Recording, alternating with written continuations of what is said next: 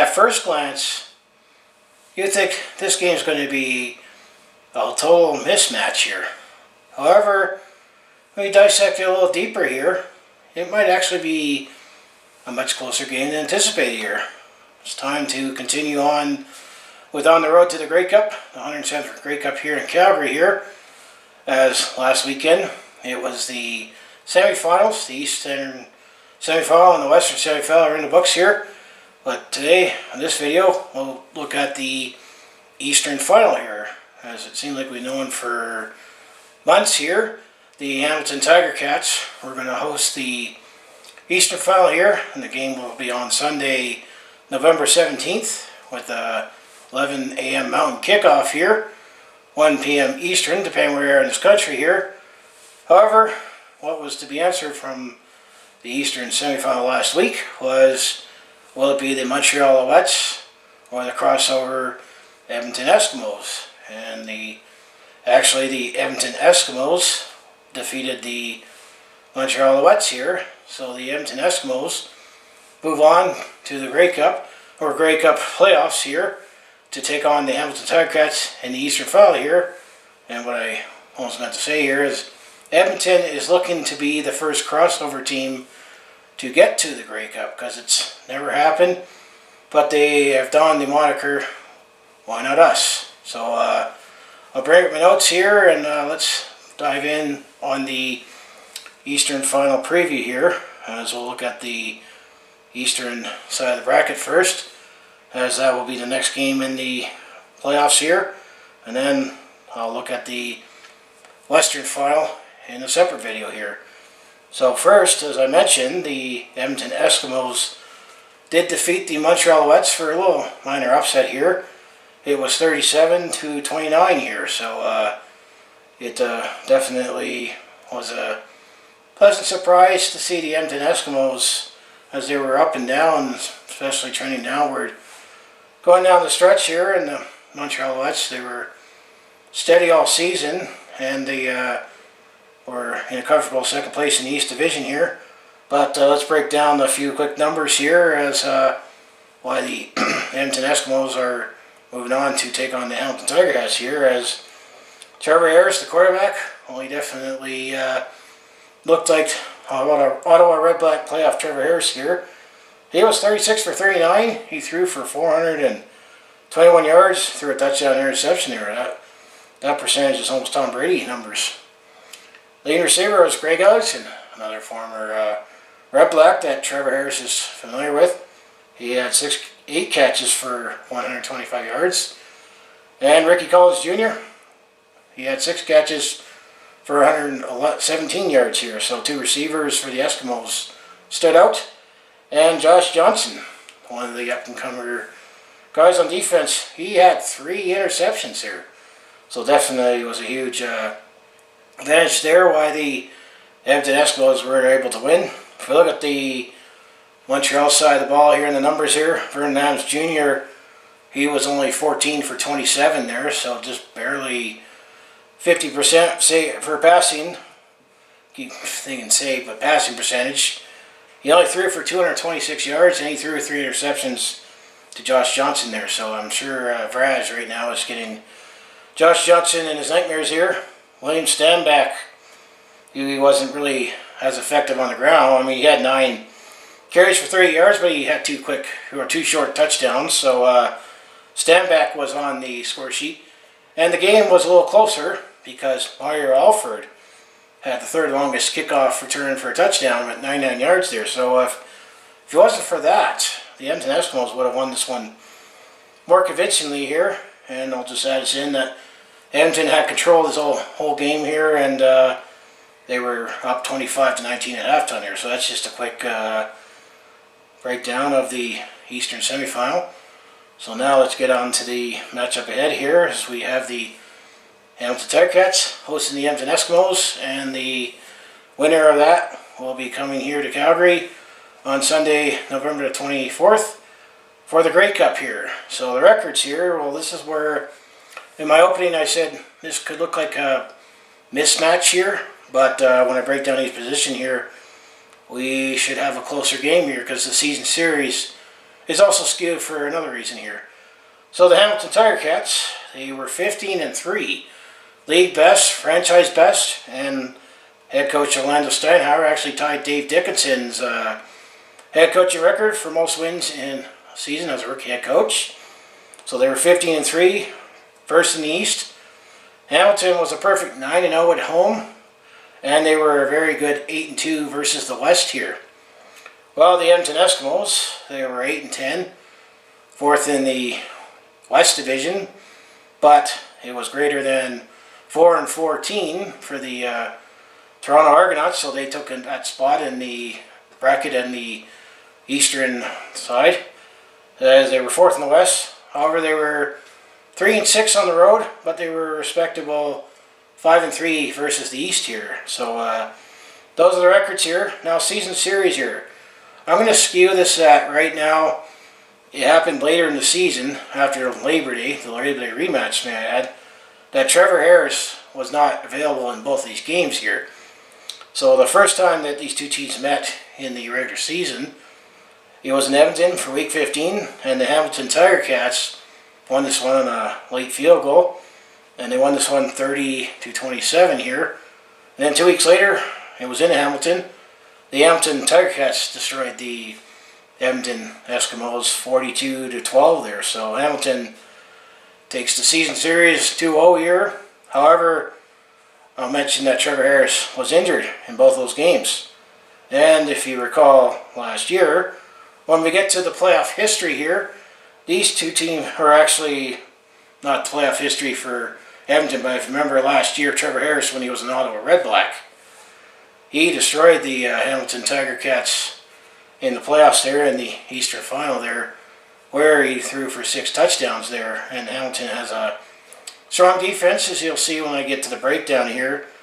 So that's definitely why I feel that it looks like a mismatch when you got the records here.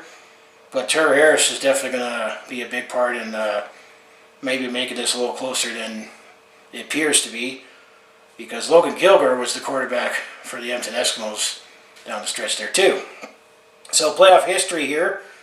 This is actually not the first time that these two teams have met, not for the Grey Cup, as the last time these two teams met was a couple of years ago, or 3 years ago in 2016 in the Eastern semifinal here, as Hamilton hosted that game. And the Edmonton Eskimos actually won that game 24-21 there. So the Edmonton Eskimos did beat the Hamilton Tiger Cats as a crossover team. But this was the Eastern semifinal to get to the Eastern final that year, where they did take on the Ottawa Red Blacks. However, before that, got to go all the way back to 1986. This was the 74th Grey Cup in Vancouver, and the Hamilton Tiger Cats won the Grey Cup by beating the Edmonton Eskimos 39-15 there. Then if you go all the way back to 1980 in the 68th Grey Cup in Toronto, and this was at Exhibition Stadium, the Edmonton Eskimos, part of their dynasty, they destroyed the Hamilton Tiger Cats 48-10 there. And this actually is all the playoff history that we have between Edmonton and Hamilton there, as they only met twice for the Grey Cup, and as I just mentioned, they split one, where Edmonton won the first one in 1980, and Hamilton won the next matchup 1986 there. So this is a rare matchup here, but it's an East-West here. So that's some playoff history, breaking down the numbers and looking at how the semifinal game went. Now let's actually break down the matchup here. Quarterback here. Well, you got the great Dane Evans, who actually took over for Jeremiah Masoli here. Dane Evans is definitely making him a name for himself for the Hamilton Tiger Cats. It might be an interesting decision that the Tiger Cats are going to have to make in the offseason. And you got Trevor Harris in Edmonton here. Right now, in that matchup, I'll give the edge to Trevor Harris here, as I gotta say he's played against the same Hamilton Tiger Cats actually just last year, and with their stingy defense here, and it's a big unknown for how Dane Evans is going to do in his first professional start in professional football here. Running back, well, you got Terrell Sutton for Hamilton, and you got CJ Gable for Edmonton here. I like this matchup here. But I'll give the edge to Edmonton there in that.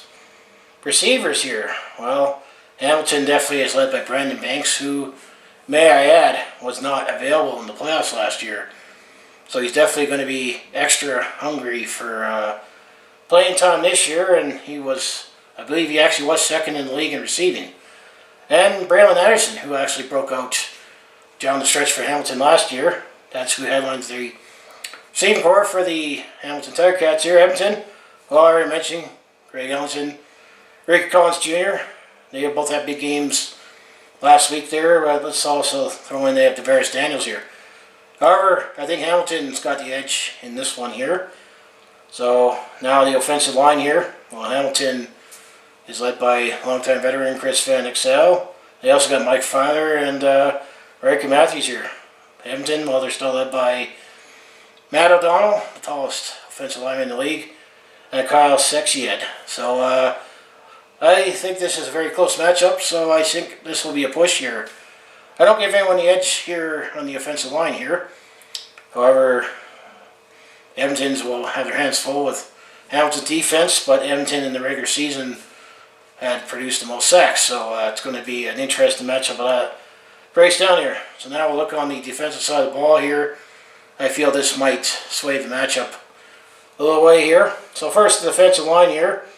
Hamilton's loaded with Dylan Wynn, Ted Laurent, Jagger Davis, and Julian Hausplayer.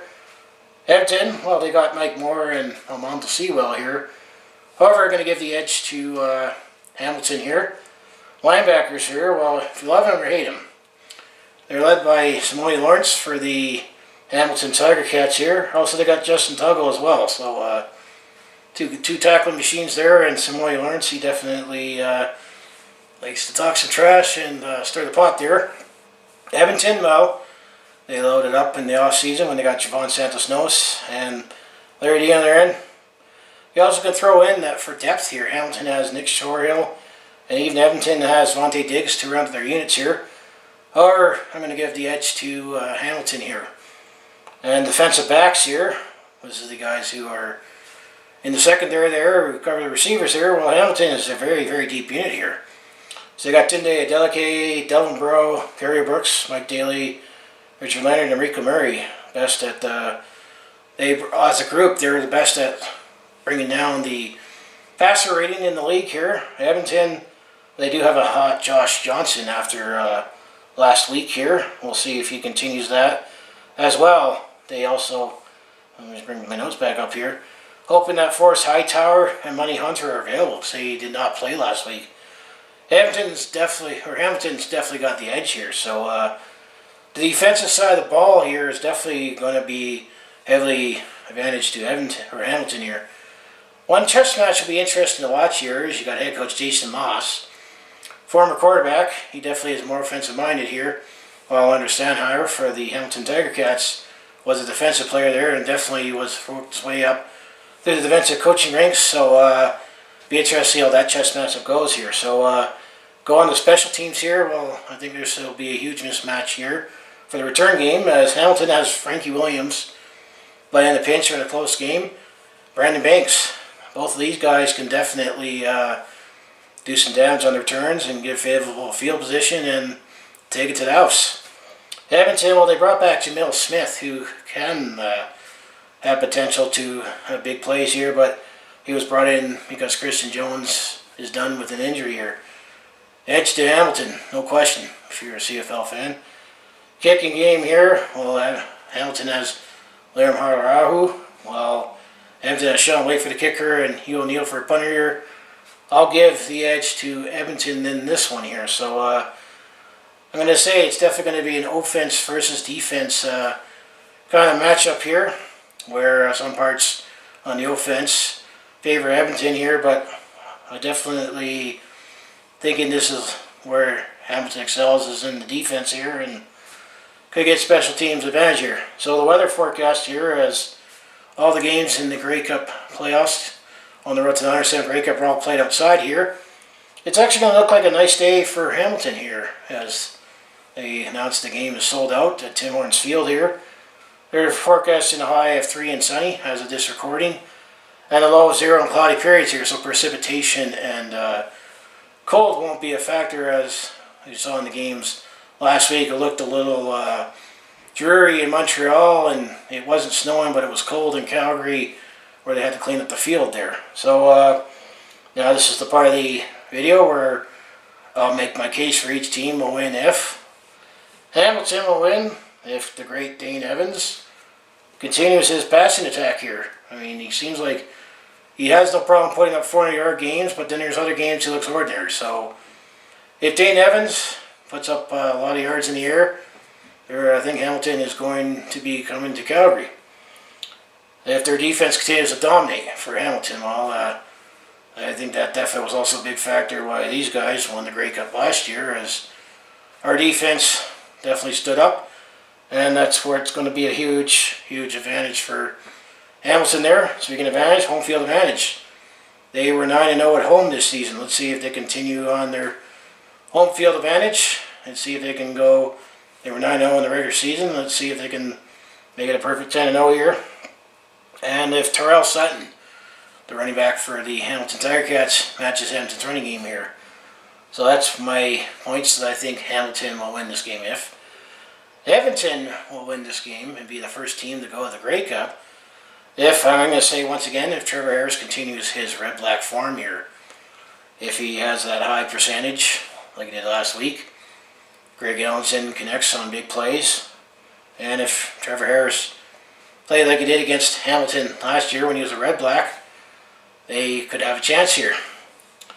I'm going to say if Edmonton gets off to a quick start here, because Edmonton did get off to a quick start last week and they took control of the game here and take away the home field advantage. So that's going to be the key for Edmonton there.